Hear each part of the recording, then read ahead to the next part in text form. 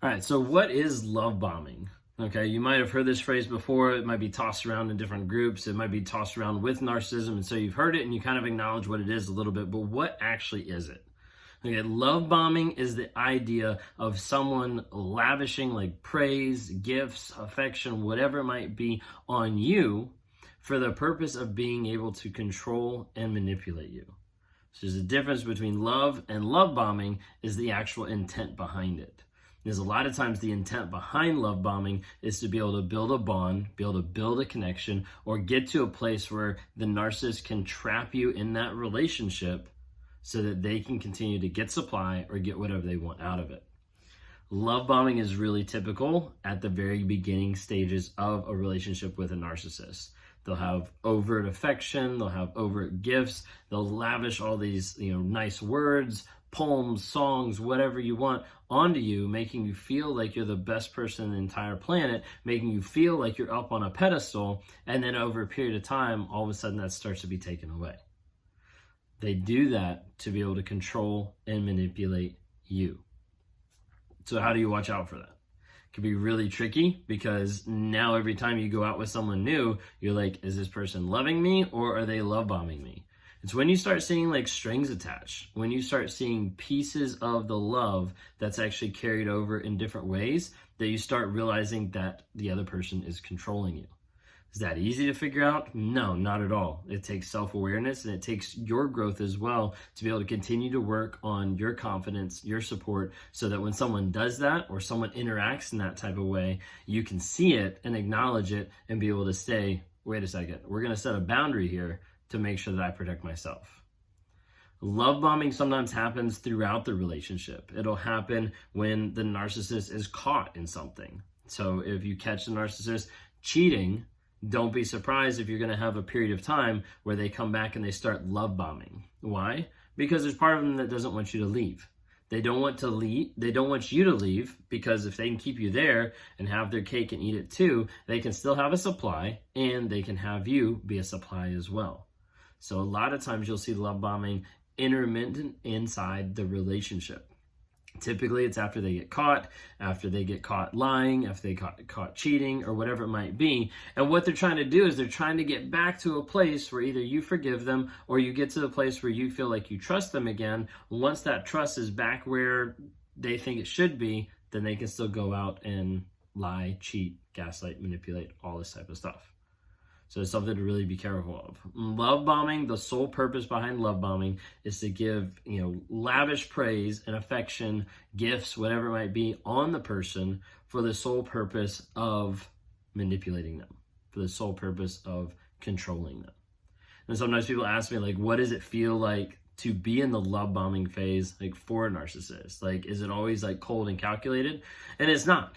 Sometimes there's times like in the love bombing phase where the narcissist has convinced themselves that it's the best thing ever. The sky's bluer, the grass is greener, and all this type of stuff. And they think the relationship is going to work out better. They think maybe it's going to happen. So they continue to progress, continue to move on. Then they start seeing signs of like, oh, like I'm upsetting this person. Like, oh, this isn't turning out how I wanted. Oh, they're not thinking I'm the best person ever.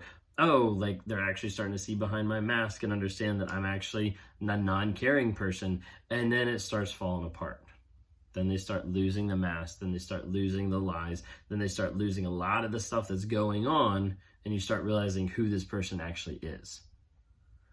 But during that love bombing stage, it can feel incredible for you. Sometimes it can feel incredible for the narcissist. But in reality, all it is just a manipulation tool and manipulation tactic. So like I said earlier, when they're love bombing, you get to the place where you feel like you're the most important person in the world. In a relationship, you should feel close to that. But what happens is they make you feel like you're up on a pedestal, and then they slowly start chipping that away. So they pump you up, they build you up, and then they start to devalue you. The love bombing phase kind of disappears. You start seeing behind the mask, and then they start devaluing you and getting to the place where that pedestal, what they put you up on, how they made you feel, starts being not as real as what it was before and starts slowly pulling you down.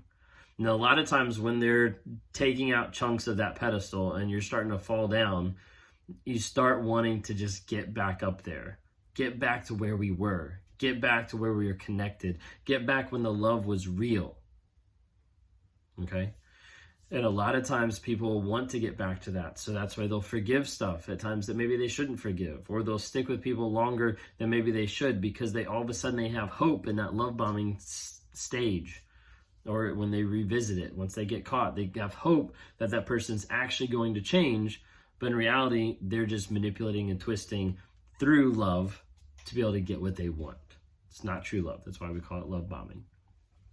As they take away from that pedestal, it becomes something that you want, something that you crave at times. That love, that affection that that person first gave you. So as a result, you start doing things that you normally wouldn't do. You start putting up with actions and behaviors that you wouldn't put up with before you met this person. But because they've pumped you up so much, because they've love bombed and showed you love and affection and all this type of stuff, it gets to the place where it feels like, I have to have that. Okay, I'm not saying you're addicted, and I'm not saying that it's wrong because you've been manipulated to that point, but you get to a place where you feel like this person gets me and this person can validate me, and through gaslighting and manipulation, the narcissist will typically come inside and be like, you know you can't get anyone better than me.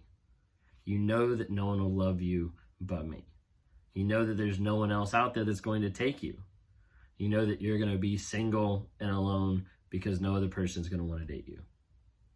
Oftentimes, they will use these type of tactics to be able to manipulate you and keep you there with them, and to keep you in a place where you're more concerned about just surviving than you are about breaking free and living and thriving a new life. Be careful about the love bombing phase, whether that's at the beginning or whether that's spurred out in between with different things that you get caught in. Please be careful about the love bombing phase. Focus on your growth. Focus on your healing. That's why I'm on this platform. If you guys don't follow me, my name is Ben Taylor. I'm a narc in recovery, and I work with people who deal with narcissism or narcissistic tendencies, trying to help them cut the lies, get into therapy, get into a program and into a plan that helps them become a better person and learn how to be able to control their impulses. I also work with people who are in narcissistic abusive relationships, either trying to help them get out of those relationships or trying to help them pick up the pieces on the aftermath of once everything's been destroyed and broken and they're not sure, how do I get out of a trauma bond and how do I work on my growth, my confidence, building that back up to get to a place of healing and safety. That's why I'm on here. If you guys want to learn more, or if you guys want to talk sometime, go to rawmotivations.com, click on one-on-one, grab a time, we can chat. We'd love to be able to talk to anybody, however I can help.